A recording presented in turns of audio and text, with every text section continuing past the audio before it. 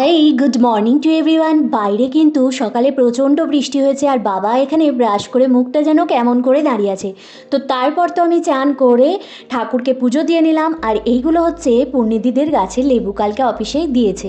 তো তারপর দেখলাম বাইরে প্রচণ্ড জোরে জোরে বৃষ্টি হচ্ছে, বৃষ্টি দেখতে ভালোই লাগে। আর ভেতরে কিন্তু হয়েছে আজকে ইলিশ মাছ, বাইরে বৃষ্টি আর ভেতরে আমার প্রিয় ইলিশ মাছ। তো খেয়ে দিয়ে আমি যাব হচ্ছে অফিসে, আবার সেই বৃষ্টি কিন্তু একটু থেমেছে।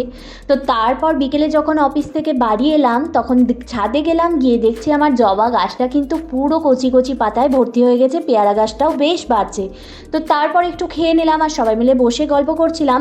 তো তারপর রান্নাঘরে গেলাম চা বানাতে, চা করব।